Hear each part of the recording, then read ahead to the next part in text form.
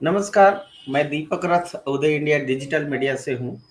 आज सुबह से जैसे ही पार्लियामेंट सेक्शन शुरू होने वाला था, तब से कांग्रेस मानो की मुट्ठी भर की नेता को लेके बिल्कुल दिल्ली की रास्ते पर, बवाल पर, उफान पर है। और दिल्ली पुलिस पूरी तरह से उनको राष्ट्रपति भवन नहीं जाने दे रहा है। कांग्रेस का मुद्दा है प्राइस राइज, जीएसटी और कई सारे बातें। असली बात, बीजेपी कह रहा है कि जब पार्लियामेंट में 2 दिन में सेक्शन में चर्चा हो चुका है, कांग्रेस असली मुद्दा को छुपाने के लिए, इश्यूज को डाइवर्ट करने के लिए अब ये चाहता है कि इस मुद्दा को ना चर्चा करके प्राइस राइज मुद्दा को लाने के लिए, इस विषय पे चर्चा करने के लिए आज हमारा साथ विशेष अतिथि है। हमारे साथ हमारा एडिटर इन चीफ प्रकाश नंदा जी है, जो कि सीनियर जर्नलिस्ट है, उदय इंडिया का एडिटर इन चीफ है। हमारा साथ हिंदुस्तान टाइम्स का सीनियर जर्नलिस्ट थे, कलमिस्ट है और सीनियर जर्नलिस्ट आज भी विभिन्न चैनल्स में आते हैं, मिस्टर शेखर आयार। हमारे साथ अशोक उपाध्याय जी है, जो यूएनआई वार्ता का संपादक रह चुके हैं। तो मैं उदय इंडिया मीडिया में सबको स्वागत कर रहा हूँ। और हमारे साथ डॉक्टर विजय खेरा भी है। विजय खेरा कांग्रेस में बहुत दिन थे, सीनियर जर्नलिस्ट भी है, कलमिस्ट भी है, इंडिया में भी लिखते हैं। चर्चा हम शुरू करते हैं शेखर आयर जी से।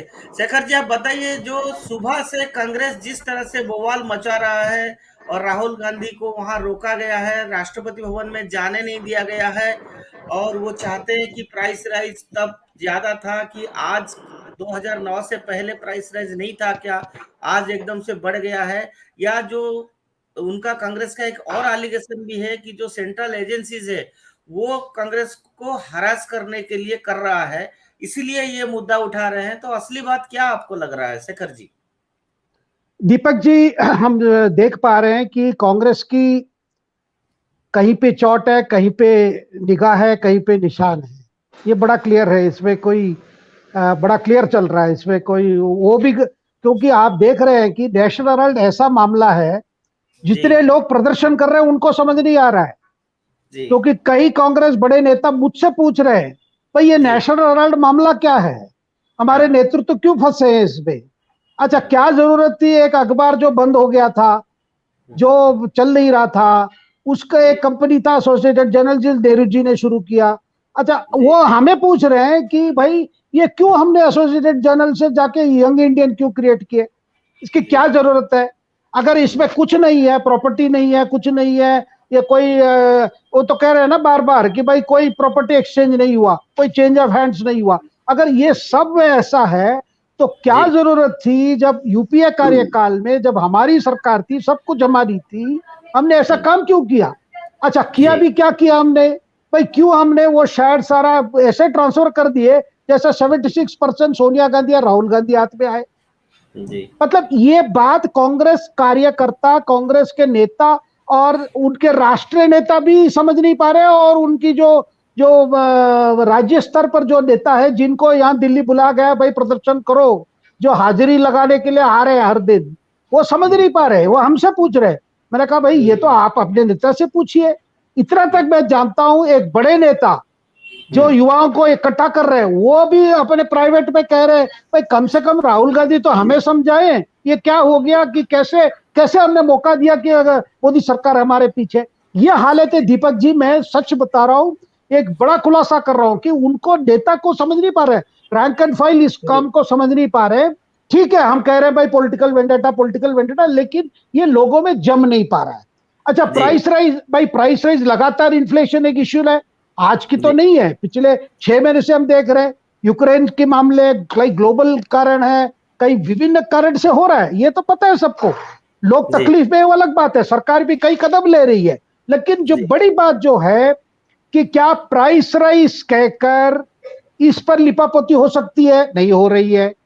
क्योंकि देखिए, कल जो मुझे जानकारी मिली है, जो मल्लिकार्जुन खड़गे जो कल नेशनल हेराल्ड ऑफिस में ईडी के साथ जो पूछताछ उनकी की गई, वो जो बातें बता रहे हैं, और सोनिया गांधी राहुल गांधी ने जो बताया ईडी को, उसमें भी मैं सुन रहा हूं कई की उसमें भी कई कॉन्ट्रडिक्शंस आ रहे हैं।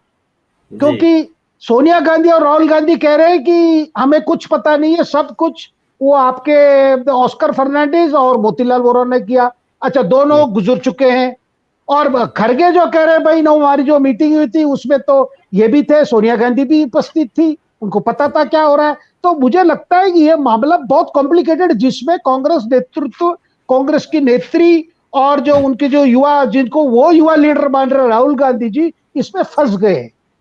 ये बड़ा क्या क्लियर। नहीं तो नीचे जो कोर्ट में जो हुआ, देखिए सुप्रीम कोर्ट तक तो बेल के मामले चला ना जी भाई, ये तो अभी भी कोर्ट जा सकते हैं भाई, हमारे खिलाफ हो रहे हैं या क्वैश कीजिए, लेकिन कोर्ट क्वैश नहीं कर रहे। ये बड़ी जी। विषय है दीपक जी। तो आपको क्या लग रहा है, कांग्रेस अपना पार्टी को भी नहीं संभाल पा रहा है, ना प्रिंसिपल ऑपोजिशन के नाते मुद्दों को भी नहीं उठा पा रहा है, और घबरा गया है कांग्रेस, जिसके चलते आज रास्ता में आया है, जो को पब्लिक एक्सेप्ट नहीं कर रहा है उसको। नहीं, देखिए बड़ा, देखिए अगर मेरे घर में आग लगी है, पहले उसको बुझाऊंगा ना। जी अब कांग्रेस, उसके बाद तो देश की बात करूंगा। तो कांग्रेस का प्रॉब्लम ये है, ये जो मामला आ गया, उनको लगता था भाई कि सरकार की हिम्मत नहीं होगी कि सोनिया गांधी को बुला सकते हैं, सरकार की हिम्मत नहीं होगी कि राहुल गांधी को बुलाएंगे, सम्मान कर सकते हैं। वो समनिंग हो चुका है। जी ये एक प्रकार से ईडी ऑफिसर्स पे प्रेशर डालने के लिए बड़ी कोशिश हो रही है, लेकिन ईडी अपना काम चुपचाप कर रहा है। आप इनकम टैक्स के प्रोसीडिंग्स के बाद, इनकम टैक्स से जो उनको तो आ गया था ना भाई, इतने का आपका वायलेशन है, इसके आप पेनल्टी भरो। जी ये सारे जिके बड़े सिस्टमेटिक चल रहा है। मुझे नहीं लगता है कि कोई सरकार केवल नेशनल हेराल्ड को ये कर। अच्छा, ये जो बात कह रहे हैं पार्लियामेंट के अंदर बाहर, नेशनल हेराल्ड केस करके भाई प्राइस राइज पे कवर अप करना चाह रहे हैं, भाई कैसे कवर अप होगा? जी प्राइस राइज अलग विषय है, आर्थिक स्थिति अलग विषय है, उसकी पॉजिटिव नेगेटिव वो अलग चीज है। जी क्यों जी सरकार, क्या कोई सरकार इतनी दिमाग नहीं करेगी भाई, हम केवल सोनिया गांधी को तकलीफ देंगे तो लोग भूल जाएंगे प्राइस राइज? देखिए, जी लॉजिकल आर्ग्यूमेंट भी नहीं है, पॉलिटिकल आर्ग्यूमेंट भी नहीं है दीपक जी, जो कांग्रेस देने जी। की कोशिश कर रही है। एक चीज इसमें यह भी दिखाई दे रहा है कि कांग्रेस की बाकी सीनियर नेता भी कोई इसको सपोर्ट नहीं कर रहा है, कोई स्टेटमेंट नहीं दे रहा है, उनको बचा भी नहीं रहा है, ये भी आपको बात को जस्टिफाई करते जा रहा है। देखिए, खड़गे जी आपने थे। देखा वो वीडियो दीपक जी आपने देखा होगा, हम सबने देखा, जहां जी दीपक कह रहा हूं मैं, दिग्विजय सिंह दिग्विजय पहुंच सिंह। रहे वहां पर और पूछ रहे कांग्रेस से भाई कहां हाजिरी लगाना है। मतलब हाजिरी लगाने की काम चल रहा है ये। जी जी जी जी जी। हमारे साथ प्रकाश जी है। प्रकाश जी, आप इसको कैसे देखते हैं? शेखर जी ने बताया कि ये मुद्दे को डाइवर्ट करने के लिए कर रहे हैं, आपको क्या लग रहा है? मेरा ख्याल में शेखर जी बड़ा, क्या बोले, बड़ा हार्ड हिटिंग बात न कर रहे हैं। कांग्रेस का नेता सोनिया गांधी एंड उनकी पुत्र राहुल गांधी के पर थोड़ा सा सिंपैथी होना चाहिए शेखर जी के उनके लिए, बिकॉज वो जी भी बोलते हैं हमको कुछ पता नहीं क्या हो गया। अगर भाई ईडी को, जैसे शेखर जी ने बताया कि बोथ सोनिया गांधी और राहुल गांधी बोले कि और नेशनल हेराल्ड केस में क्या हुआ हमको कुछ पता नहीं, सब जी मोतीलाल वोरा ने किया। मतलब जी आप देखिए कितना बड़ा डेमोक्रेटिक पार्टी था कि ऑटोक्रेटिक पार्टी था कि क्या, ये रियल वे में, जैसे कांग्रेस का जो कल्चर जो था, जैसे चल रहा था, उसमें कांग्रेस पार्टी प्रेसिडेंट को पता नहीं है। सो ये राहुल गांधी भी नंबर 2 थे वो हायरकी में, उनको कुछ पता नहीं है। उनका जी एक ट्रेजरर मोतीलाल वोरा ने किया, उनको कुछ पता ही नहीं लगा। तो जी one can only pity them, I have my deep sympathy now for the Sonia Gandhi and Rahul Gandhi. बेचारा उनको कुछ भी पता नहीं।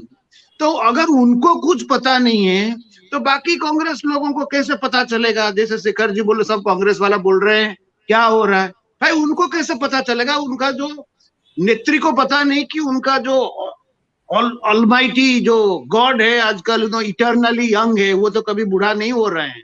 अभी उनको इटर्नली यंग लीडर हैं, वो रहेंगे भी 100 साल भी जब हो जाएंगे वो इटर्नली यंग लीडर रहेंगे।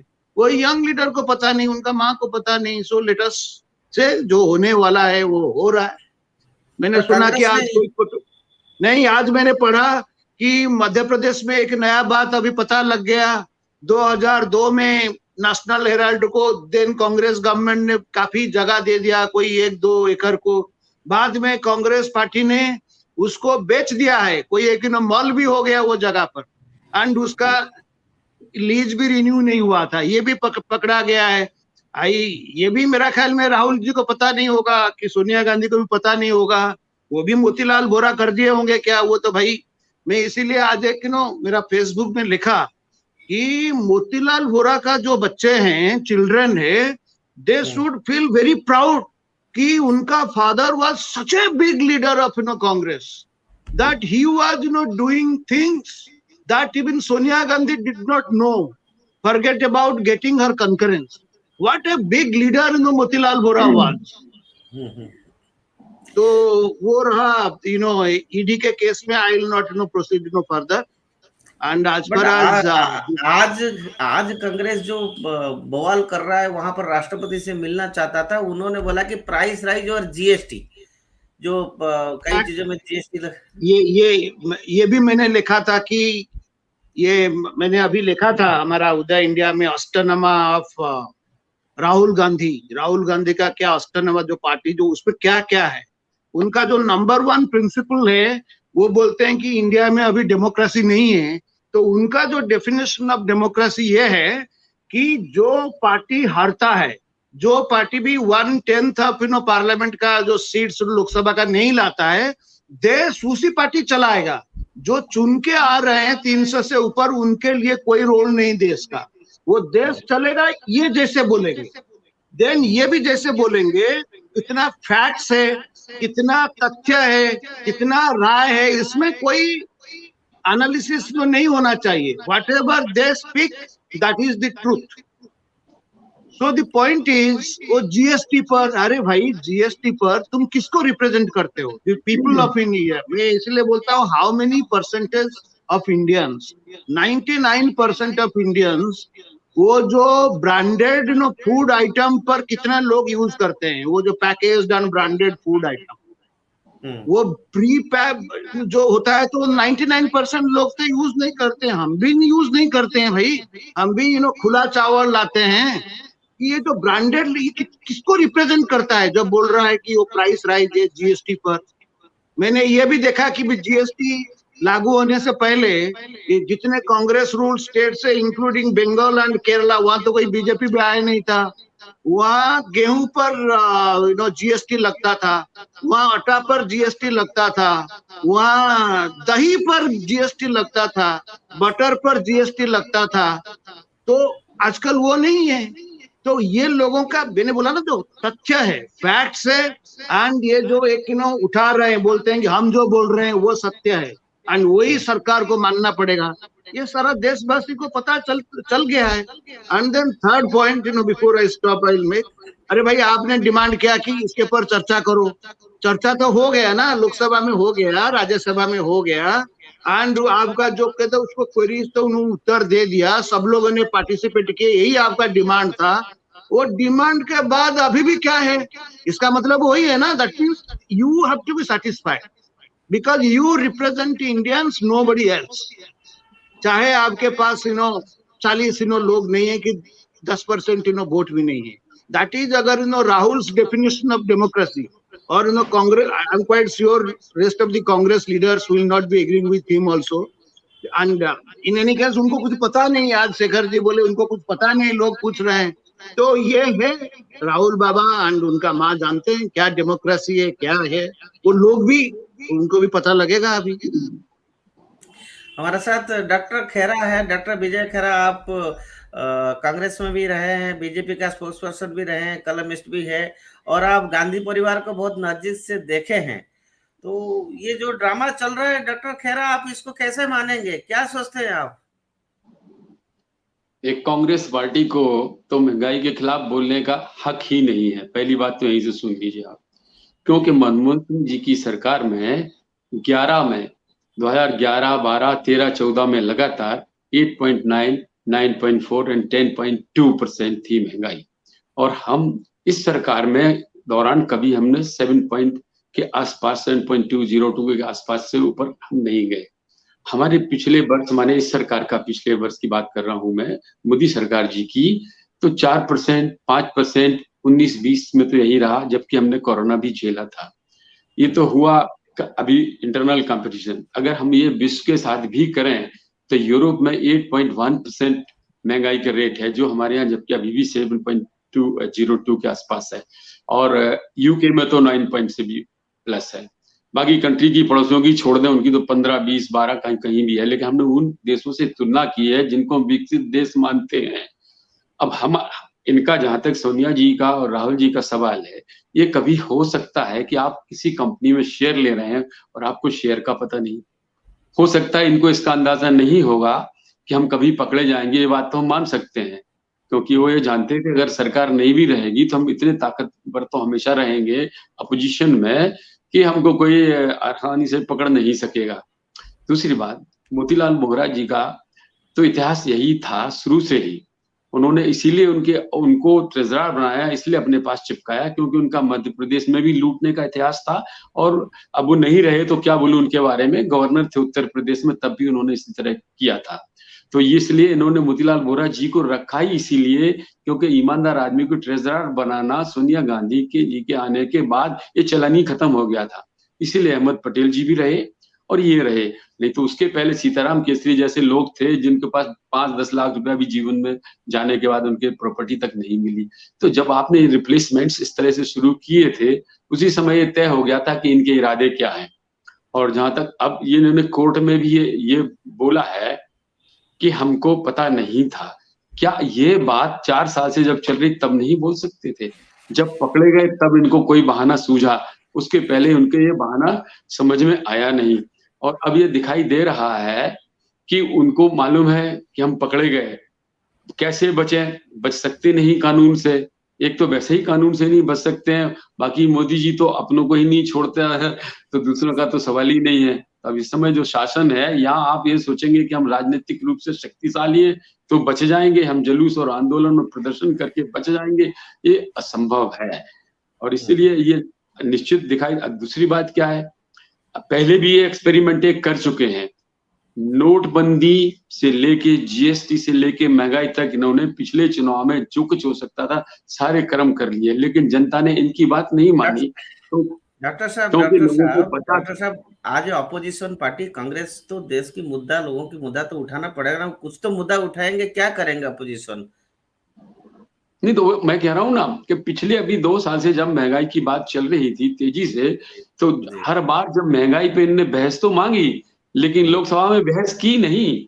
हर समय इन्होंने वॉकआउट कर लिया, क्योंकि इनको मालूम था कि महंगाई पे अगर बहस होगी तो ये मार खा जाएंगे, क्योंकि बातें सब सामने आएंगी। हमारे कोरोना की बात सामने आएगी, करोड़ों को मुफ्त राशन देना हमारे सामने आएगा, विकास हमारे सामने आएगा।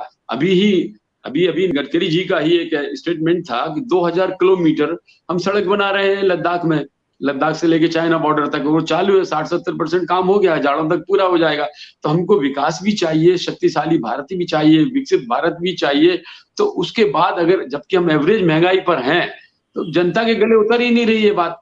और इससे अगर ये बचना चाहें, इस मुद्दे को आगे बढ़ा के कि टीवी पे मुद्दा आएगा, लोग ये समझने की कोशिश करेंगे, महंगाई है, इन सब बातों पर आएंगे, तो ये इससे बच नहीं सकेंगे, हमको तो ऐसा लग रहा है। और इनके पास जो 2 लोग बैठे हैं, चिदम्बरम एंड कंपनी, दिग्विजय सिंह जी, दोनों, दिग्विजय सिंह जिनका नाम मध्य प्रदेश में आजकल दिग्विजय चलता है, ये दोनों मिलके अगर चाहेंगे तो ये वोरा के ही रास्ते, वोरा जी के ही रास्ते पर दूसरे रास्ते पर पटक देंगे, उनको बचाते बचाते और फंसा देंगे।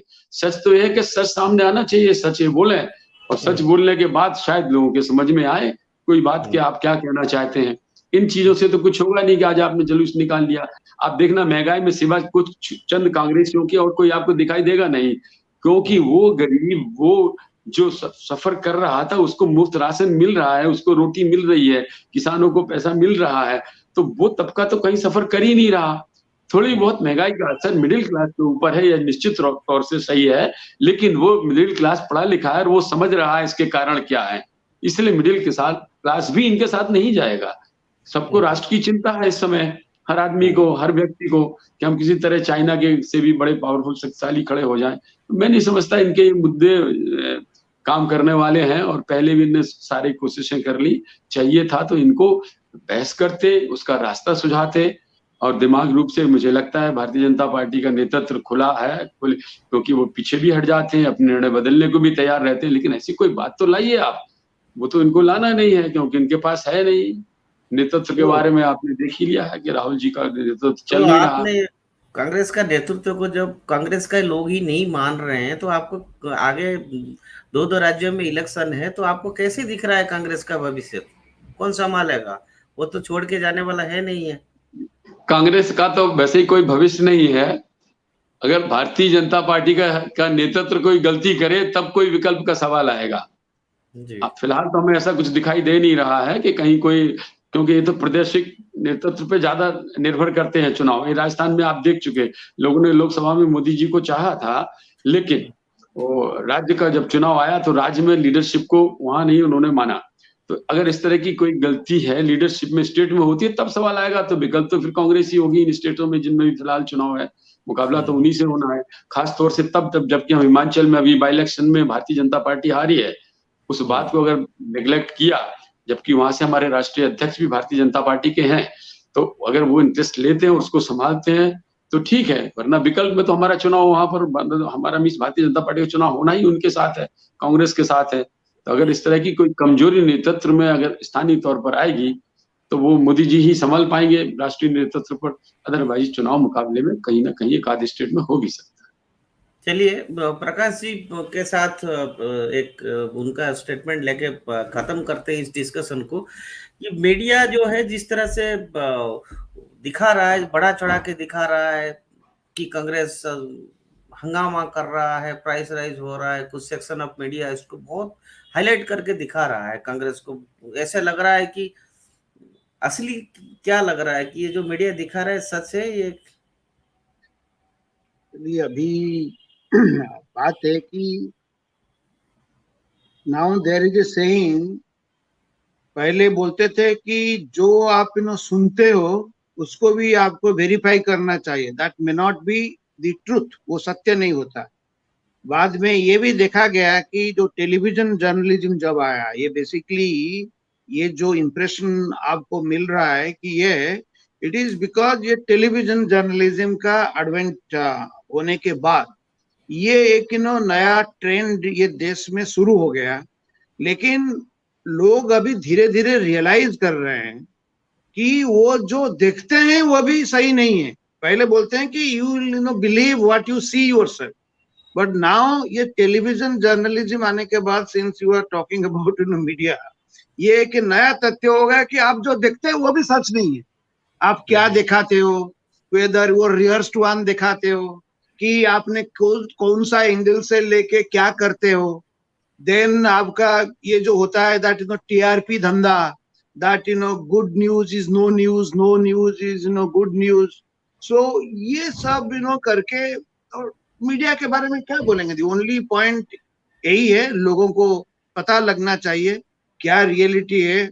ये जो मीडिया को देख के अगर पर्टिकुलरली हम कुछ चैनल्स को देखेंगे और कुछ पेपर्स को पढ़ेंगे, इसके पर रह के मैंने बोला कि ये जो सत्य जो है, ये पहले हमारा जो एक मीडिया वालों का धर्म था कि we will be only propagating the truth, वो मीडिया आजकल रहा नहीं है। तो इसीलिए let us try strengthen that media which really reflects truth, which makes a distinction between facts and fictions। ये जो हम मीडिया में देख रहे हैं आजकल, जो चाहे टीवी और जो भी है, इसमें ज्यादा फिक्शन देखते हैं, फैक्ट्स बहुत कम होते हैं। कोई फैक्ट्स को रेज भी नहीं करते हैं, फैक्ट्स को हाईलाइट भी नहीं करते हैं। ये जो जीएसटी वाला जैसे हमने अभी चर्चा किया, वो जीएसटी में भाई you only are saying what Congress is saying or what opposition parties are saying, but why the hell you will be waiting till Nirmala Sitharaman and government of India comes to the picture? And जो real media का जो काम है, आपको थोड़ा बहुत research करना चाहिए। ये जो लोग बोल रहे हैं ये कितना सच बोल रहे हैं, ये तो मीडिया का भी तो कुछ कर्तव्य है। वो मीडिया का कर्तव्य आजकल पालन नहीं किया जा रहा है।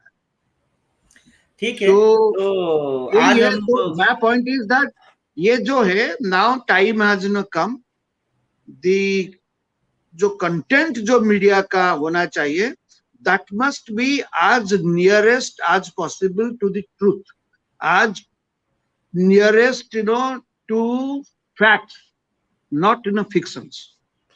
मीडिया को अपना रोल निभाना चाहिए, ऐसे प्रकाश जी का कहना है। और आज कांग्रेस, जिस तरह से कांग्रेस के कार्यकर्ता लोग और नेता लोग आज कोशिश किए हैं राज रास्ते पे आने पर, ये देखना पड़ेगा कि लोग उसको कितना पसंद करते हैं, नहीं करते हैं। और कांग्रेस खुद घबरा हुआ है, कांग्रेस की लीडरशिप भी घबरा हुआ है कि वो मुद्दा जो उठा रहे हैं वो उन्हीं को ही नहीं पता है, ना उनकी पार्टी के लोग भी नहीं मानने वाले हैं। अगला डिस्कशन में हम सोचेंगे फिर से कि ये जो आंदोलन आज कांग्रेस शुरू किया है वो कहाँ तक जा रहा है, उसका इम्पैक्ट जनता में क्या होने जा रहा है। अभी के लिए इतना। वंदे मातरम।